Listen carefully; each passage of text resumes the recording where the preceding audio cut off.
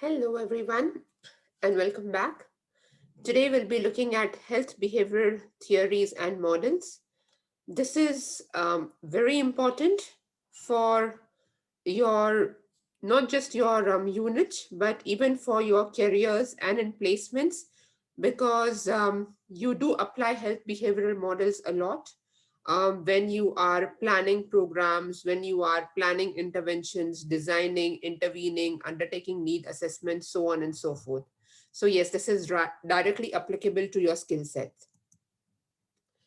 So yes, as I said that this is very important for your placements and for your work positions is because when you are planning and designing interventions, when you're using evidence-based models, this makes your work stronger, more impressive and more grounded in solid a scholarly framework. And of course, this increases your chances. For example, if you're in an NGO and you have to submit and report, so on and so forth, this increases your chances of getting funding and supporting your organization as well.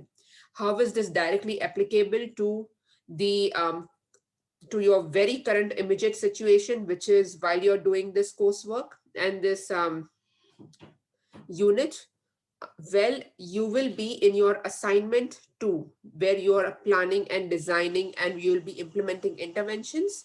At that stage, you will be actually using these theoretical models and you will be designing your questionnaires, and you can even design your intervention based on the same. All right. So right now, what you have to understand is you understand the models thoroughly, and then I'll be teaching you closer to assignment two, how do you implement these learnings into designing of your questionnaires, for example, for your assignment two. All right, so yes, this has direct implications for your coursework immediately and in the long run when you are actually given the responsibility of planning and designing an entire intervention for a community. All right, so yes, this is very helpful for your immediate and your future careers. All right, so guys, do go through the learning objectives. Again, they are not rocket science. So yes, we do understand and appreciate that human behavior is very complex. The aspect of behavior that we are focusing on as part of this lecture is health behavior. All right, so with health behavior, there is no one gold theory which can explain human behavior, all health behavior. You have to use a permutation and combination of several evidence-based theoretical model in understanding an individual's behavior, and of course, health behavior as well. All right, so yes, what can theories and models do? They help you in the entire program planning cycle. Okay, so you can use various theories and models in all stages of your program planning cycle. What are the stages of your program planning cycle?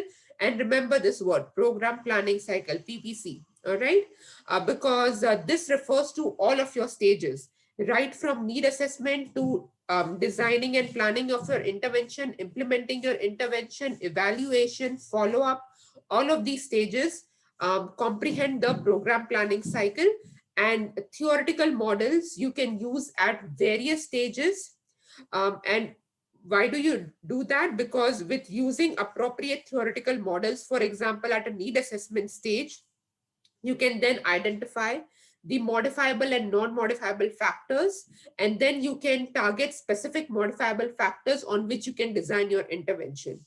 All right, so theoretical model, it gives you this strong theoretical evidence-based framework in undertaking the task which you would be taking anyways. A lot of earlier dietitians who were not trained in this way, they do the exact same thing without realizing that they're actually using evidence-based models in practice. You using the right words and terminologies, for example, if you know that you are using the health behavioral model, putting the right evidence-based terminologies in your practice, this makes your work more robust and more scientifically grounded. All right. So similarly, you can, as I've said, please remember, you can use theoretical models at various stages. In this lecture particularly, I'll be giving you multiple examples for you to understand how do you use theoretical models predominantly, for example, in the need assessment stage. Why? Because when you do assignment two, which is intervention planning and implementation, you automatically will be using theoretical models in that stage. All right. So when I give you examples with the need assessment stage, it is for you to understand, oh, this is how models are used in the need assessment stage. And you will automatically be using models when you do your assignment 2 during the intervention planning and evaluation stage. Okay, so this will say further your learning. It will be further the growth of your learning. All right. So yeah. So which theory and model to use? As I said, there is no one goal theory to be used. It depends upon the type of say research question you have, the type of a project topic which you are dealing with, and also based on previous evidence-based say literature. Okay, so it depends upon various things. There is no one gold answer for it. The more you understand the theoretical models, the more confidence you have in using XYZ appropriate model for specific, say, project or topic or item. Okay, so there is no one answer for it. Okay, so there are various types of theoretical models, and there are more than what I have shown you on this slide, but I'll be focusing on the most common ones, all right, which are most commonly used in the public health domain. So we'll be focusing on a few most common ones. All right, so now you have the health belief model. With the health belief model, Uh, basically, what does this model aim to investigate? It aims to investigate individuals' own perception, all right, that may hinder in changing his or her behavior. So this model is all about investigating one's own perception, all right? So of course, this will make more sense when I give you real life examples, so rest assured. But these are the various constructs which are part of the these are the various constructs which are part of the health belief model. Okay, so and we'll be going through each and every construct. So when I used to use the term construct previously, also I have used it. All right, so these are the various constructs, and in each of these constructs you can actually design questions, okay, which are your items in a construct. All right, so now let's go through each of these constructs. So the first one is perceived susceptibility. So what do you mean by perceived susceptibility? It is the individual's perception of getting a disease. All right. So if you have, say, 10 participants, you may have 2 participants who feel they are not really susceptible at getting type 2 diabetes. The other 3 may feel, oh, yes, I do feel that I may get type 2 diabetes in the near future. Okay. So it's their own perception about getting a disease. Perceived severity is how severe do they think the health issue is for them to acquire it. All right. So what do I mean by this? For example, the first 2 individuals who feel, no, I don't really think I'll get type 2 diabetes, and then you investigate further. Then your second question may be, why do you feel that you are not susceptible to get type 2 diabetes? And then they may explain and tell you more, which is maybe they don't have a family history, or maybe because they are young and they don't see themselves as getting diabetes. Whereas the other participants, they may feel because they have family history, because of their ethnic background, they feel they are at a risk of having diabetes. So this gives you the why of it. All right. So this is the difference between susceptibility and severity. Susceptible is just susceptible, how susceptible you feel you are, and severity is why do you feel you are so susceptible to it. Okay, then you have perceived benefits, meaning an individual's perception. Again, all of this is individual's perception, and an individual's perception may vary from individual to individual. So please do understand and appreciate this about the evidence-based theory and model. So perceived susceptibility is individual's perception of the effectiveness of various actions available to reduce the disease. What does this mean? It means that, for example, do they think, for example, you may ask them a question that, do you think dietary modification can help you, say, in, say, avoiding or say, minimizing the risk of you having type 2 diabetes? One individual may feel, yes, absolutely. If I take care of my diet from right now, I would be less susceptible to getting, say, type 2 diabetes. Or else the other person may feel that, no, diet shayad doesn't work. Basically, if you get diabetes in the future, you just take medications. Otherwise, dietary modifications don't really have a great impact on reducing your risk of having some disease. Right now, I'm talking from a prevention point of view. It is not that always you use these theories when you have a prevention sort of a topic. You can use it in various other facets as well. But because I'm introducing these theories to you very first time, I'm sticking to one of the examples and not trying to confuse you. But of course, when you have a real life topic in hand, then you can use these theories depending upon what type of project topic that you have.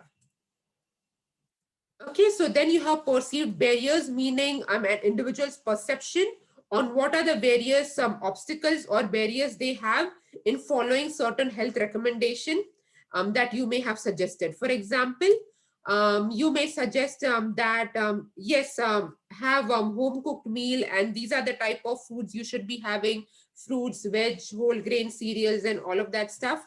The other one may say what are the perceived barriers that they have. The one may say that I don't have the time. The other may say I don't really have that many I don't have skills to, like, make amazing say dinners every night. The other may say this was all really expensive, the kind of stuff you're suggesting to me. I'm a poor student, I'm on a budget. All right, so then there are various such barriers. Cues to action, meaning you try to investigate and try to identify solutions to address those barriers, because once those barriers are addressed, then they will be more likely to follow your health recommendation. All right, so for example, when you have somebody saying that no, okay, you don't it's very expensive, then you may for example suggest them and direct them towards community markets and pantries which offer food at a subsidized rate. For instance, this was possible for me at the Voluntary Diabetes Program, where the entire intervention, as you know, had two arms. One was diabetes prevention, the other was diabetes management. And many of them were elderly citizens who were retired, who were on a pension, and therefore they had a limited budget to spend on food, groceries, so on and so forth, medications. So there was, fortunately, in the Wollondali, the community had a Wollondali pantry, food pantry, in which you had fruits and veggies. They used to give free of cost. So like you buy your groceries from there and you get 2 bags of fruits and veggies for free. Like how amazing is that? All right. So, and a lot of individuals were not aware about the food pantry, but it was, rather than reinventing the wheel or doing something different, it was just increasing their awareness about this pantry, which is available in their community. And this was the cue to action. This considerably improved their fruit and veggie intake after individuals started going to the pantry and getting those free fruits and veg. Okay, so this is the cue of action, where you're trying to find pragmatic solutions to things which are possible. For example, if you have another individual who says, I have no time to cook, and you suggest them many alternatives, you suggest them simple, say, meals which do not take a lot of time to cook, you suggest them healthy, ready to eat meals which may be available in Coles and Woolworths, say the next best option kind of things. But still, if the individual is just whinging and says, no, I'm sorry, none of this is working, then it does not work, because their perception for their barrier is so hard and fast that this theory will not really work. They are at the best theory which will work for such an individual is the trans-theoretical model. All right, and what is that? We'll be covering it soon, but yes, so depending upon the type of audience you have, the type of individuals you're working with, you may use multiple theories. Self-efficacy is the person's self-confidence in performing the behavior. Okay, for example, it's their self, if you have, like, for example, a lot of students on community placements, for instance, if they are, I do remember these students who were going to Oz Harvest. What they used to do was they used to have these amazing cooking sessions to teach healthy, cheap, tasty recipes for the participants, to improve their confidence in cooking skill, and therefore to promote their healthy eating behaviors. So yes, there were a lot of individuals who saw benefit in this. They learned and they implemented these, say, basic cooking skills in their own lifestyle and brought about a change. The others, even after the cooking session, did not feel confident enough to be applying the skills by themselves. All right, so this is, say, difference in self-efficacy. Okay. Right now, please understand, guys, what I'm trying to do is I'm just trying to explain to you what each of these constructs mean, why. The more you understand what this construct is trying to explore and investigate, you will be able to apply the appropriate construct when you are designing your questionnaires in your assignment too. Okay, so just understand the meaning, the usefulness, and the application of these constructs, and then how exactly you apply it. We'll be covering that in assignment too. So rest assured, don't worry, I won't be leaving you midway. I'll be taking you throughout. Okay, but right now just understand the theoretical model per se. Okay, so now this is a research paper just to show you an example that in this research paper, for instance, the theory which they have used is health behavioral model, and they have used the health behavioral model in the need assessment stage of the say the program planning cycle. And basically, what have they used the health behavioral model for? To identify the determinants which are hindering and supporting, say, individuals from doing exercise, and why, to prevent osteoporosis. And the target audience is premenopausal women. Okay, so I'll just give you an example, one of the example from the papers. So perceived susceptibility, that is the construct of the health behavioral model that they have used, health belief model. My apologies. Okay, so health belief model that they have used. And for instance, the question which they designed was, my chances of getting osteoporosis are high, and then they are trying to capture a person's perception, which is on their susceptibility, because my because of my body build, my family history, it is extremely likely that I'll get osteoporosis. And then the participants, they give their answer on a 5-point Likert scale. Okay, so this is the Likert scale. All right. So guys, these are the type of, say, just to give you an idea, these are the type of, say, questions which you can design using various constructs of various models. Okay, similarly, another example where health belief model has been used again at the need assessment stage and over here to identify the factors which are supporting and hindering university students from taking the H1N1 vaccine. All right, the influenza vaccine. So what are their perceived barriers? They have used the perceived barrier construct and they have designed the questions. So the questions they have designed are, what are the barriers in the for the students to take the vaccination? That it is expensive, it is inconvenient, there is a shortage of the vaccine, and then they rate the response on a 5-point Likert scale. This is how you will be designing your questions for your assignment two, and I'll be teaching you exactly how do you do that later on when we come to assignment two. Okay, so now moving further with the second theory, which is called as the theory of planned behavior. Over here, you're trying to explore an individual's belief, various types of beliefs. Okay, that is what the theory of planned behavior does. So these are the various constructs of the theory of planned behavior. Okay, and again, we'll be going through each one of them for you to understand what these constructs mean and represent. So attitude towards the behavior.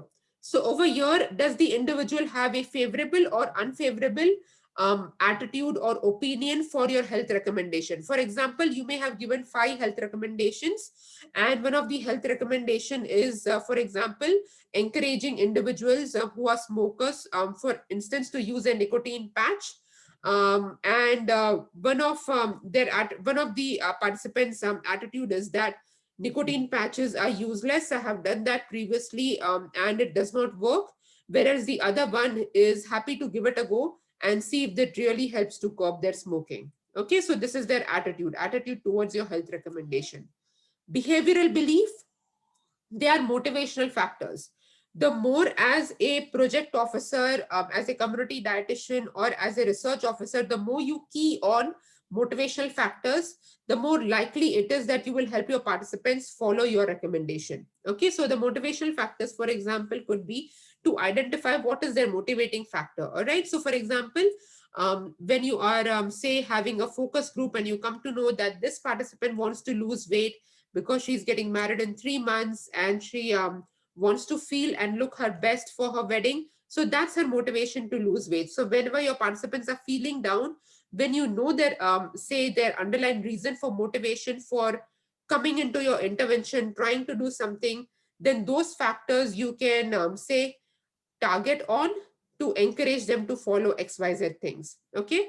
And motivational factors not just means about things which will help them do, but also sort of barriers which will stop them from following your recommendation. For example, if you have a mother who's like delivered a baby for the third time and she feels it's absolutely impossible for her to lose weight because of all the changes that her body has gone through for the very third time during delivery. So this is going to be one of her demotivating factor, a worryful factor for her to not follow your recommendation or to quit midway. So it's good for you to know the underlying motivating and not motivating factors, behavioral beliefs of an individual, which may be one of these, say, underlying reasons as to why they may or may not follow your health recommendation. Subjective norm. What does subjective norm mean? Belief about whether most people approve or disapprove the health recommendation. So for instance, over here, and this is say practically is what we have seen. So when I was doing my postdoc in India, and one of the projects which we had was the tribal mothers, which I told you about in the Mumbai National Park area. And because they were anemic, so on and so forth, simple thing that we recommended were iron supplements, which were also available at a very subsidized cost to the NGO and even free of cost to a lot of individuals who meet certain poverty line. So the NGOs were happy to provide those iron supplementations for free and subsidized cost. But the notion that, so the mom was very happy to take the iron supplementation. She had no issues, but it is about convincing the other people who are going to be a big influencing factor on the mother. So this was the husband, this was the mother-in-law, this was the father-in-law, this was the extended family who was living with the mother. Okay, so it is not just about intervening the individual, but at many times you have to consider the subjective norms and you have to consider various other individuals who are playing a significant role in influencing your participants' health behavior. They need to be accounted for as well. Normative norms. What are normative norms? For instance, beliefs about, say, customary codes, okay, in a large cultural group. So once when we came to know that for these women who were willing, but they were not willing, like, to consume the iron supplements, we came to know that this is because a lot of mother-in-laws were saying iron supplements are considered hot food items. So like in just like in Chinese culture and Indian culture, you have hot food, cold foods, and they would stop the woman from having hot food, especially when she is pregnant, which is where you need say considerable iron. But they were saying no, she should not have iron during pregnancy because hot food can cause miscarriage. All right, so this were the customary say codes and normative beliefs which were shaping and which will influence whether your participant follows health recommendation or not. Okay, of course I'm not teaching you right now so what are the solutions to this, because that is a completely another ball game, a Pandora's box, that when you are faced with such kind of normative norms and say behavioral beliefs, how do you address them? That's something completely different. But this is for you to understand that are you capturing all of these things while you are designing your intervention, planning your intervention, undertaking need assessment. Right now, this information is provided for you to understand what are the various things which I have to capture for me to understand what things will help my intervention to succeed, what things are going to be a hurdle, cause barriers and challenges, which I will then need to find solution towards. So right now it is about you collecting comprehensive and accurate data for you to plan a successful intervention. Okay. Control beliefs. What are control beliefs? They are factors that may facilitate or factors that may hinder your participants to follow the health recommendation. Very simple example which I have given is that if you encourage these students that yes, you have a free swimming pool at the school, so why don't you swim? And that's how you can increase your physical activity. So this would be practical, for example, in say Queensland and in the Northern Territory where it is really warm most of the time. But if you encourage the students in Canberra to swim in an open swimming pool, which is not heated and things, it's practically impossible. Why? Because that's going to be a biggest barrier. It's so cold that the students will not like to swim to increase their physical activities. You have to tailor your interventions accordingly for it to be successful. Perceived behavioral controls, meaning the perceptions or the ease or difficulty of following a particular behavior. Okay, for example, over here, the example which I have given is something again very simple that yes, students who have free access to swimming pool, they may prefer swimming. For example, if the climate and everything is favoring. Others who do not have access to swimming pool, you have to be innovative and you have to think of other strategies as to what will encourage them to follow your health recommendation, which is strategies to increase their physical activity. All right. Um, so yeah. So something, so perception of behavioral control, it could be easy or difficult on how to change depending upon the individual circumstances. Okay, and actual behavioral control, what does this mean? It means factors that may change, which may prevent the individual from following the health recommendation. For example, an individual was, the student would love swimming when he was in Queensland because the weather was favoring, free swimming pool access in the school, all was good. But now the student has, say, transferred to Canberra, and in Canberra, he finds it extremely challenging to swim because it's so cold out there. And maybe the school doesn't have a swimming pool, and having gym facilities and access, that's extra money which he doesn't want to give. But yes, Canberra has a lot more other things to offer to increase your physical activity. You have amazing parks, you have amazing, say, cycling grounds and lanes where where the student can easily increase their physical activity. So it is like changing the shift, and encouraging the student to keep increasing their physical activity, not stopping that, but exploring their further interests. So he may like to bike, but he may not like to walk in a park and stuff like that. That's totally fine. Encourage them to bike now, okay, to increase their physical activity. So yes, it is a change in circumstances which you will have to consider while you are intervening your participants. Okay, so again, this is an example of how the theory of planned behavior is used. This is used at a need assessment stage. So again, I'm giving you examples of need assessment is because you will be using these theories in the intervention planning and implementation stage in assignment 2. So I'll just brief you with how this is used at the need assessment stage. Okay, so yes, with this, what they wanted to see was the factors which were supporting or they were hindering breast cancer patients from exercising. Okay, so the construct which they used was control belief. And in the control belief, the kind of question they had was, to what degrees do these factors interfere with your exercise routine and regimen, which is like time management, sickness, taking care of others, transportation, gym fees, so on and so forth. And then they would rate their responses for the same. Okay, so this is how it's like using this in practice is not really rocket science, because once I had the opportunity to teach one or two of the behavioral models at ACT Health to the dietitians, and then they realized, oh, we are doing this all the time. These are the type of questions we always ask to our patients.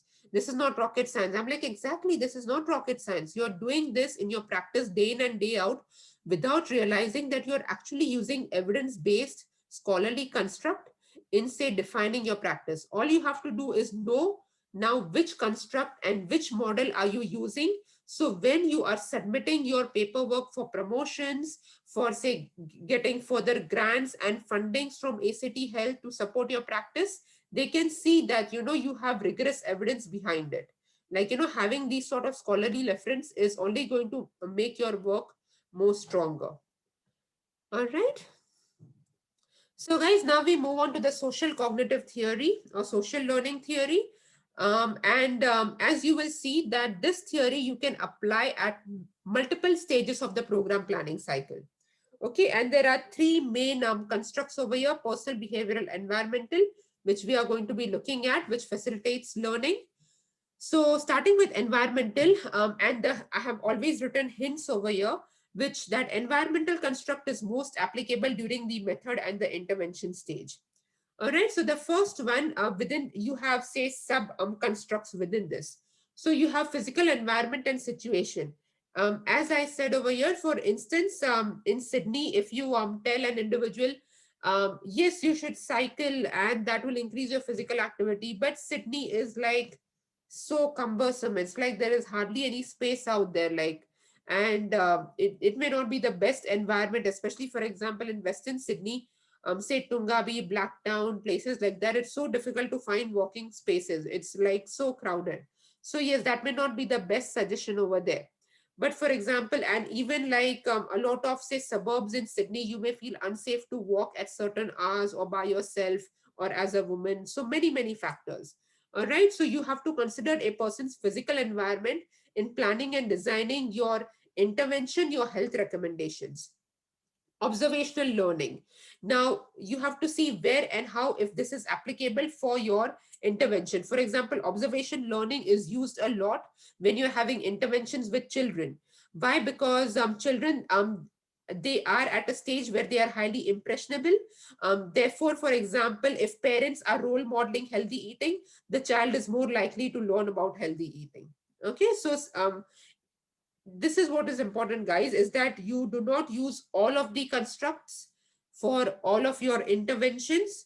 You use the constructs which are most meaningful for your project type, for your participant audience, and considering such factors. Okay, the environment, the situation, the personal perceptions, beliefs, circumstances, so on and so forth.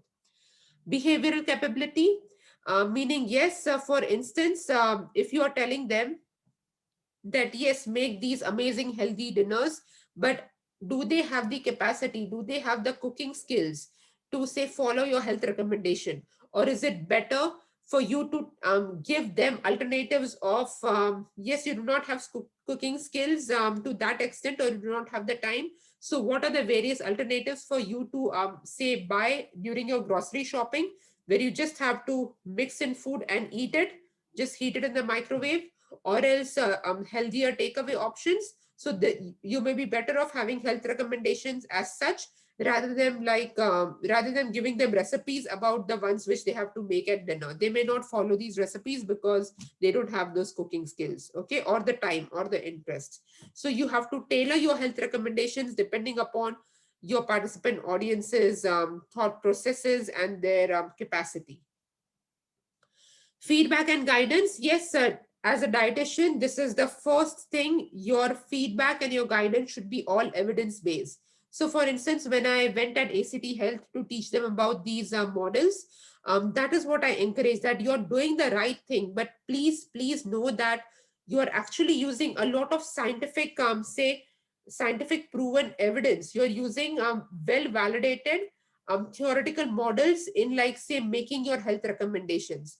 So add the science to your practice. This will make it a complete package for you to then say request for promotions of fundings, internal fundings for your own services. Okay, so that is whatever you recommend obviously should be evidence based as dietitians.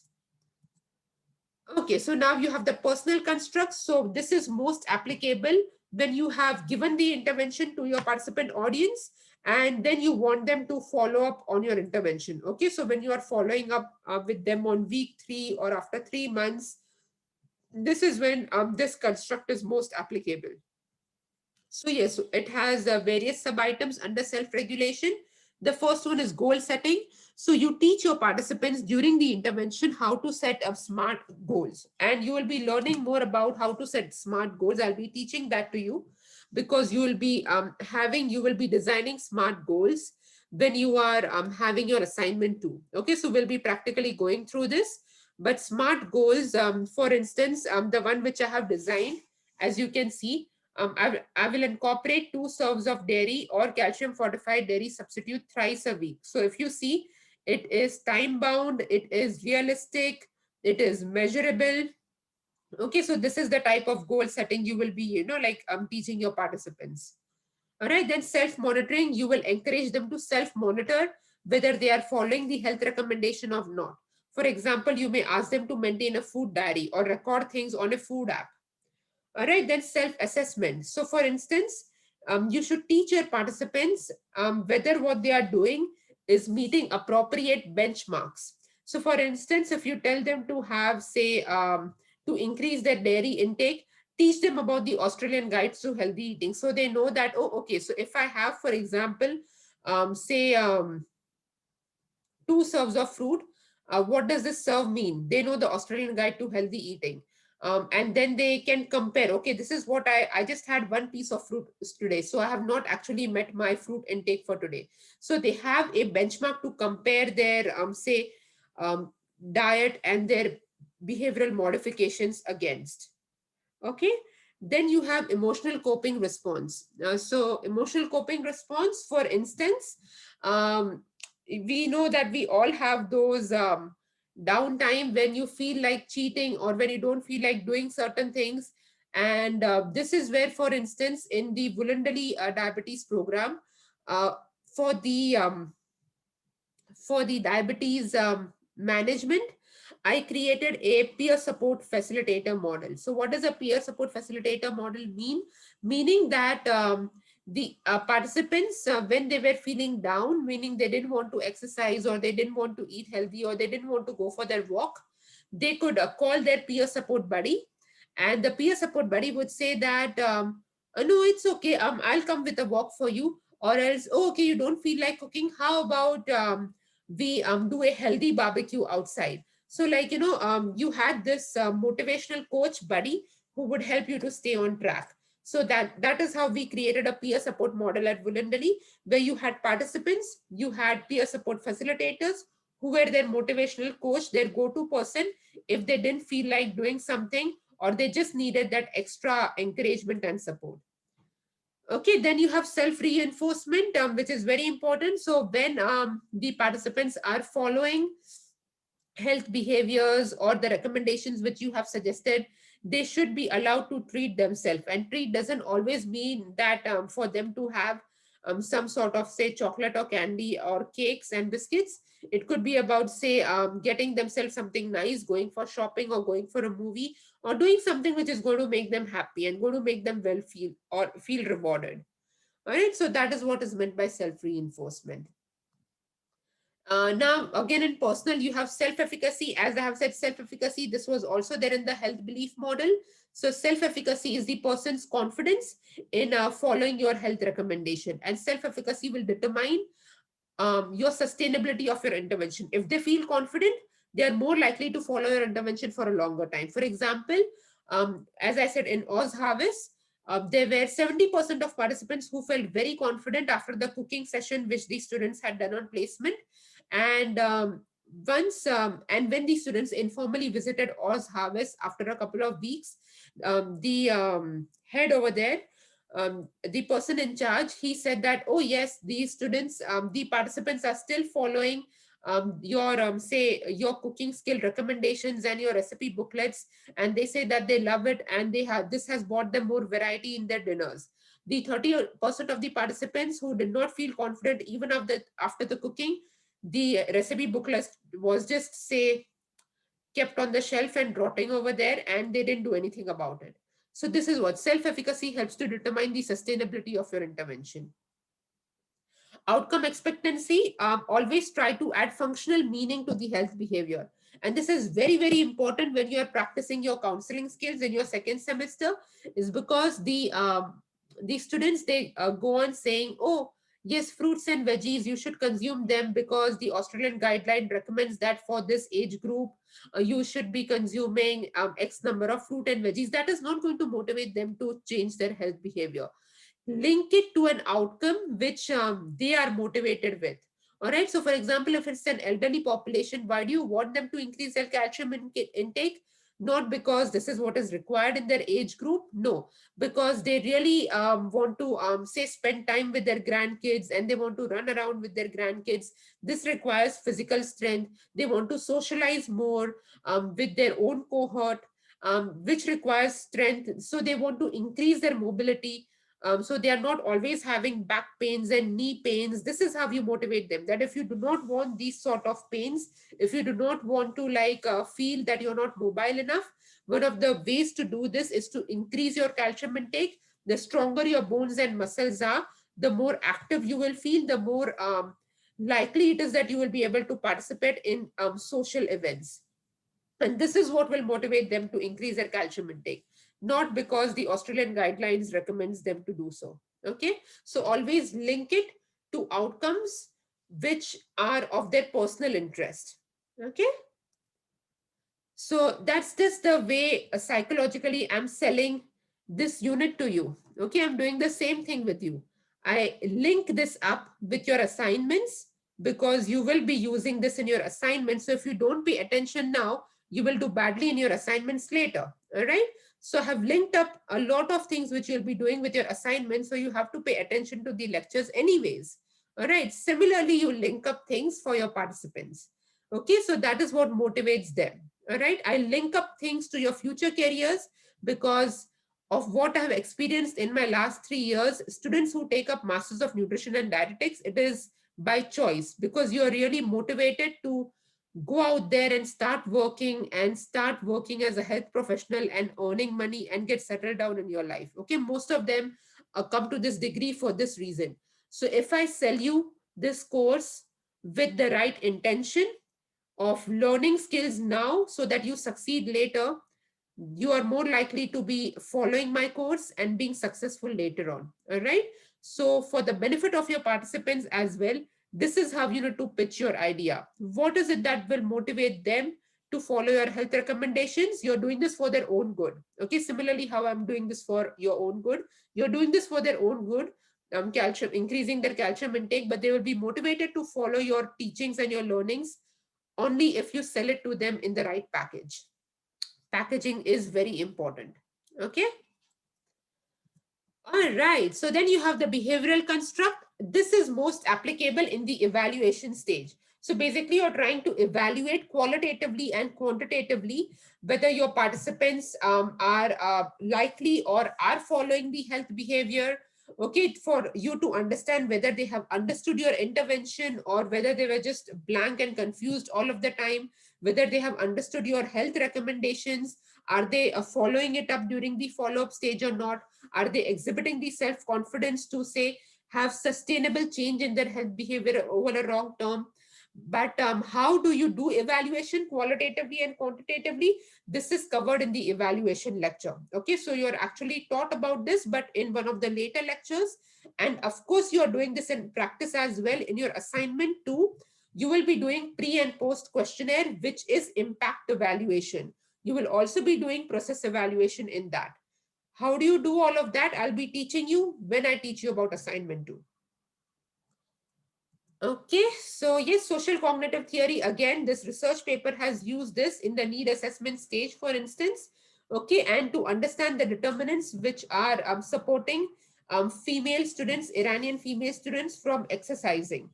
Okay, so let's see how they have used it. So they have used the self-regulation construct.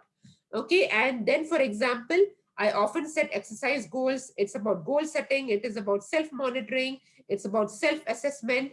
And then they are trying to see whether on a 5-point Likert scale, what do the students rate themselves in. Okay, so this is how you design questionnaires using the constructs. You can only design right questionnaires if you know what the construct stands for. And that's why I'm using so many examples in explaining the construct, because rather than me reading out the scientific meaning of the construct, the more examples I give you, the more you can relate to. Okay. So that's how I learn. Like examples are better than just some scientific definition of each construct. Okay. That's why I haven't put in scientific definitions of construct. I have put in examples. So you can remember the application of how this is done in real life. Okay, guys, now moving on to the trans-theoretical model. Guys, the other three models which we did, the social cognitive theory, theory of planned behavior, and the health belief model, these are predominantly used, not always, but predominantly used in community settings. Okay, so as a community dietitian, nutritionist, as a public health nutritionist, these are generally used. Trans-theoretical model is one of the unique models which is used a lot in clinical settings and in private practice on a one-to-one individual basis. The earlier models, they are really useful for group setting, not that this one is not, but this is also used very much so in individual one-to-one settings. Okay, so for example, when I was practicing at the Royal Brisbane Women's Hospital, I was taught to use this model in my outpatient clinic center to understand the my patient's health behavior and how I can make changes. Okay, so I have practically used this in clinical setting as well. So yes, so this is generally used there, whereas the other models, of course, I have used it in like say theory and research and stuff like that. But this is something of your interest because a lot of you would be then interested to become clinical dietitians. So this is useful for you. Okay, so yes, these are the various constructs of a trans-theoretical model. Let's go through each of them. So pre-contemplation stage over here, your patient isn't, so now I'll talk in patient terms because you will have an understanding of how do you use this in a clinical setting. Okay, so pre-contemplation stage, your patient is in complete denial. They do not think they have a health problem and there is nothing wrong with them. You're just wasting their time. Okay, that is the stage which they are in. And why am I saying it with such harsh words is because I have experienced this myself. So just like you, when I was a early career new grad dietitian, I had this one teenage pregnancy. I think she was 17 or 18 or something, at Royal Brisbane Women's Hospital. And all she used to eat at breakfast, lunch, dinner, snacks, wherever, was chicken nuggets. That's it. So those McDonald's chicken nuggets, that is all she used to have, nothing else. And she felt there was nothing wrong with it. She felt because she's young, she obviously will be having a healthy baby and nothing will go wrong because she's young and she's got pregnant young, and there's nothing wrong with just having chicken nuggets. So when your participants are in a pre-contemplation stage, do not go with the Australian guidelines to healthy eating or with 5 recommendations. They are not going to follow any of it. At this stage, it is all about just rapport building, about your participant feeling secure enough that you are not judging them, you're not questioning them, you're not questioning their belief. You're just there to talk to them and to understand their approach and perception, and they feel less vulnerable and more secure um, in the relationship that they have with you. Okay, so right now, don't do any of the health recommendation. It's more about relationship building stage, rapport building stage. Then gradually your participant will come at a contemplation stage, okay, where they feel that, okay, maybe they are, because they now have that trust and confidence in you. And just like, how we would listen to a friend because you like your friend, and you know that the friend is not there to harm you and your friend is saying something because they care about you. Okay, so when they start having these feelings for you, the feeling of respect and mutual trust, then they will start opening up to you, opening up to your suggestion. They'll be like, okay, fine, although I don't feel that I'm doing anything wrong, but I don't mind trying your suggestions. So, okay, I'll give it a go. And you may suggest, say, 3 things, and they will be just happy to do one thing. Totally fine. Okay, no worries. You start with one thing. They may not even be happy to do that one thing immediately. They will be saying, like, okay, let me have a thought, let me consider. This one of your suggestion does seem all right enough. So, with chicken nuggets, I'm happy to have, say, a piece of fruit. I do like apples. It's not that I don't like apples or bananas. So maybe I don't mind having fruit, but let me just have a think about it. You will be like, fine. Even this change is a big change. Okay, this is what contemplation stage looks like. All right, then you have preparation stage. Preparation stage is maybe you meet your participant after 4 weeks. Again, she comes for the consultation, and over here they are ready to take that action. Okay, so they are like, okay, I've had a thought about it, and I even actually tried it once in between, and it was not bad. It was good to move away from the chicken nugget and have something else. I actually quite enjoyed it. So yes, I'm happy to follow this recommendation which you said, say having 2 pieces of fruit every day. So yeah, I'm ready to do that. And they may be ready to do this immediately, or they may be ready to do this in couple of weeks, but it is in the near future. It is like quite early enough. All right, so yeah, that is what preparation stage looks like. Okay, so it's like I'm rewinding the entire experience which I had with that uh, the pregnant um, the pregnant patient of mine. This is how we gradually went through. It's like in the pre-contemplation stage, what I did was I did a big mistake as a new grad. I was not aware, and I gave her 5 recommendations. She never came to see me back. But then my senior dietitian, that is when so good to have good mentors. And I'm so thankful I had such an amazing mentor at that time. She came to the rescue like a superhero, and she spoke to the pregnant patient, and she because the patient, she respected the senior dietitian a lot. So she said, okay, fine, I'm happy to give this newbie of yours, which is me, the noob, a second go. And then after like I think 6 weeks, no, maybe after 4 weeks or something, she came back to me. But then I did this same thing, pre-contemplation phase, where she's at a denial stage right now. Let me just gradually win her trust and confidence, so that she knows that I'm her ally and I'm not like going to be against her or anything. And that is how we slowly went through, and it was good. But yeah, earlier I was like so enthusiastic. I was like, this is the diet plan you need to follow. She's like, what's happening? Okay, so you don't do that with your patients. All right, then you have action stage, where they have recently changed their behavior. Okay, so which is excellent. So now your patient is having that 2 pieces of fruit every day, and they feel good about themselves. They feel that, oh, good, like, I made this change. They're happy and willing to consider the second and the third recommendation that you gave them. So yes, it's all coming into momentum. Okay, so they are taking action. They have started following your health recommendation. Maintenance is when they are sustaining this. Okay, so for example, the 2 pieces of fruit was very easy. She loved it and she followed it throughout. Having, say, dairy in her diet, she was not a big fan of dairy. She did not follow it continuously.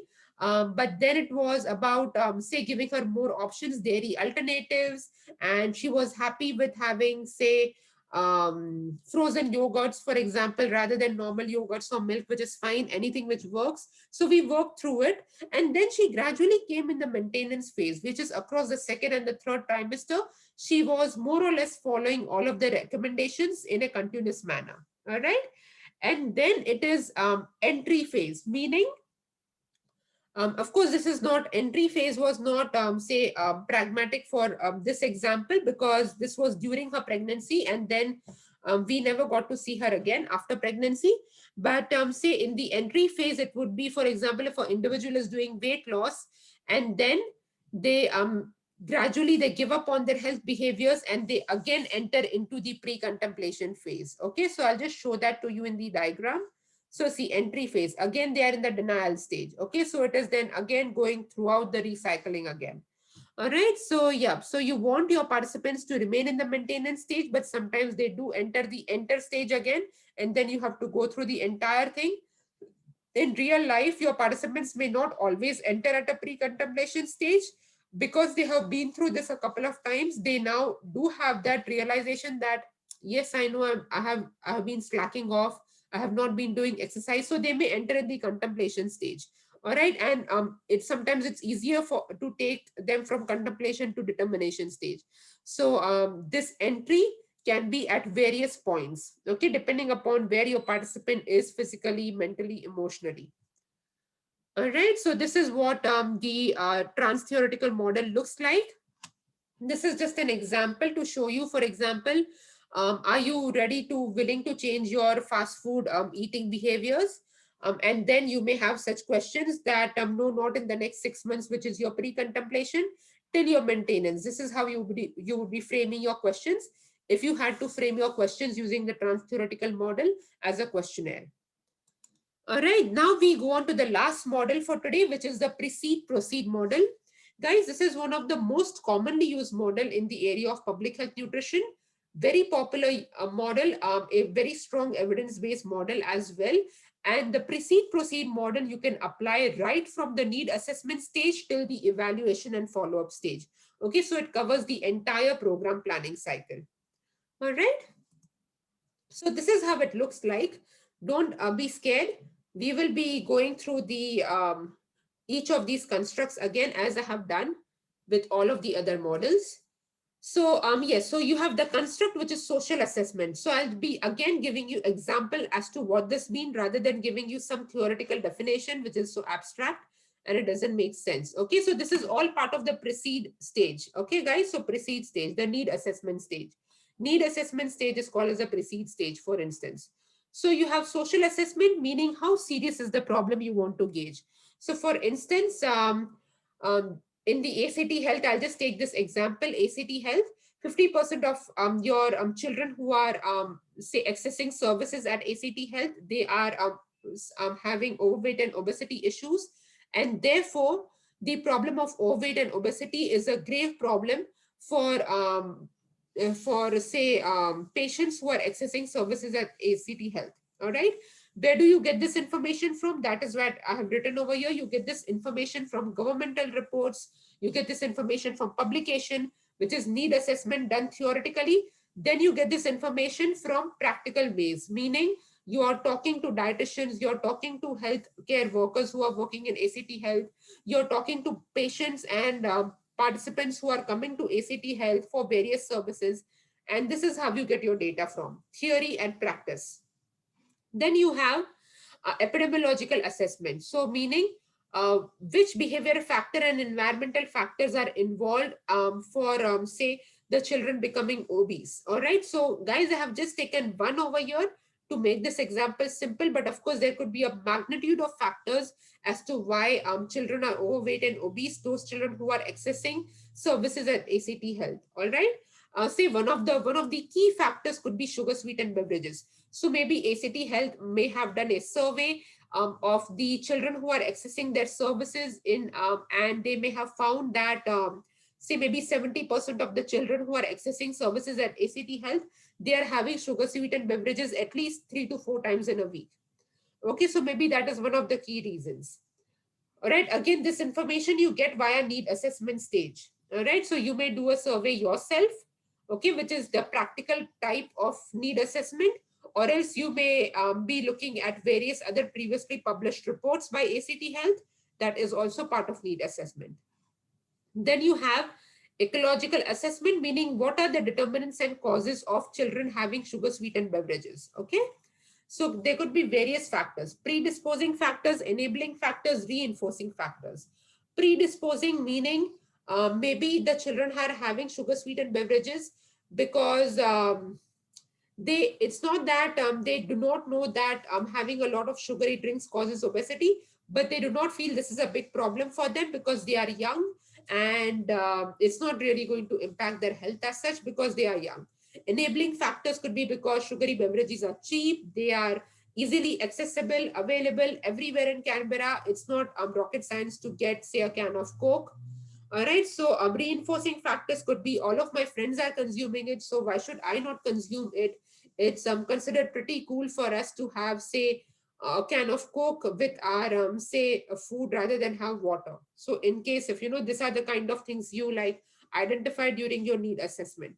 So, again, where do you get all this information? You get this information at a need assessment stage by you practically doing a survey and a questionnaire with children coming to ACT Health, or else you and or it's not always just or, it could be plus you're looking at previous ACT health reports which are published.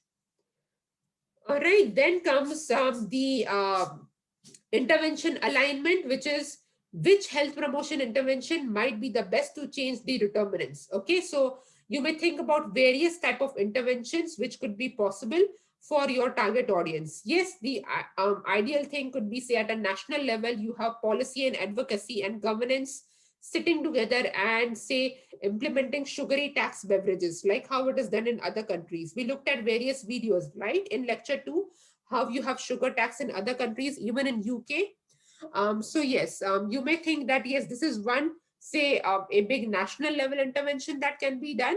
But then you would be thinking, what is immediately modifiable? What is within your control as a student dietitian? Then you would be like, yes, we can have, say, interventions which are focusing on knowledge, attitude, practice change in a peer support focus group, because, say, one of the determinants which you found out was the reinforcing factor, meaning my friends think it is cool, so I think it is cool, and all of us should be having the drinks. Maybe that is one of the modifiable factors which you want to change, which is the behavioral notion that sugary beverages are cool and water is not. Okay, so maybe you want to change this attitude, and that's why this is something which is practically feasible for you at this stage, which is planning and designing an intervention to change this attitude of, say, Coke being cool and water not. Okay, so this is how, like, you would be, say, identifying what sort of interventions are possible within the target audience and which one of the interventions is practical for you to implement immediately. All right, within your circumstances. All right. And yes, again, so where do you get this information? You get this information by, as I said, you are doing your literature review, you are doing your focus group, and then you are designing your goals and objective and intervention methodology based upon the, say, information which you have got from your need assessment, theoretical and practical. Then you have the proceed model. So in proceed model is where you're actually implementing your intervention. Okay. And you want to see whether your intervention is implemented and you're meeting all of your deliverables for your intervention. How do you meet them? You meet them via your KPIs. Okay. So what are KPIs? They are key performance indicators. Okay. So maybe you have 5 or 6 milestones which you want to meet in your intervention. For example, you want to cover topics on why water is so healthy and why it should not be considered as uncool, and how you can increase your say water intake, or how you can say make water more exciting to be drinking, so say flavored waters which are not sugary water. Okay, so you may have these various things which you want to say intervene the students on, or the not students, sorry, the children who are accessing the ACT health services. So you maintain a key performance indicator list, you maintain a Gantt chart, you will be making a Gantt chart and stuff like that. So I'll be teaching you all of that in your assignment too. So yes, that is how you will track whether your intervention is in progressing in the right direction and you're meeting all of your deliverables or not. Process evaluation is something which you will be doing in your assignment too, which is to see whether your participants are satisfied with your intervention. Okay, so that is something which you do in form of questionnaires or focus groups, so on and so forth. Impact evaluation, which is short-term evaluation, and all of these types of evaluation, I have covered that in detail in your evaluation lecture. Okay, so you will be learning about this later on. But impact evaluation, you will be doing this in your assignment too, where you have the pre-post questionnaire, where you want to see whether do they still think after the intervention where water is uncool and they should not be having it. Maybe they have slightly changed their attitude and maybe they are willing to give water a go. Okay, so yes, so that is impact evaluation. Pre-post questionnaire is an example of impact evaluation. Then you have outcome evaluation, which is long term, maybe say after 6 weeks, after 6 months, is your intervention still successful? Is the behavior change sustainable? Are they still having water? Or have they increased their water intake? Or there is no difference, they have gone back to their old habits. Okay, so this is what you see in outcome evaluation. Of course, as I said, this is not pragmatic for us to do in your 13 weeks of coursework, but this is something which you can do in the long run when you're working as dietitians. All right. So guys, this is the precede proceed model. And as you can see, you have used this model right from the need assessment stage to the intervention planning and implementation and evaluation and follow-up. Your follow-up being your outcome evaluation, long-term one. Okay, so that's why this proceed model is so famous, because you can actually design an entire intervention or entire program planning cycle using the precede-proceed model. Okay, so this is an example of precede-proceed model that one of the research papers have used. They have designed an entire intervention on improving the oral health of in adults or your participants with intellectual and developmental disabilities. Okay, so they had used the precede-proceed model in this paper to design this intervention, the entire program planning cycle. Okay, so yes, guys, that's about it. And yes, this week is your student survey, the interface evaluation survey. So please give me your feedback on how are you finding these lectures. And yes, your positive feedback motivates me as well. I'm a human being, and when you tell me good things, it gives me the encouragement to keep on doing the good work. And if you have any constructive feedback, yes, please feel free to share that as well. things which I can change and I can improvise, I do that immediately. Otherwise, I take on board that feedback and then I implement that in the coming years. Okay, that's how the strategy has been in all of my years of teaching. Okay, so yep, so I look forward to your feedback. And if there is anything good, do tell me that, so then I can show it to my supervisors that yes, the students are learning well in this course and this course is beneficial for them. All right. So it feels good, just like how you feel good when you receive good marks. These are my marks. Okay. So yes, do let me know your thoughts.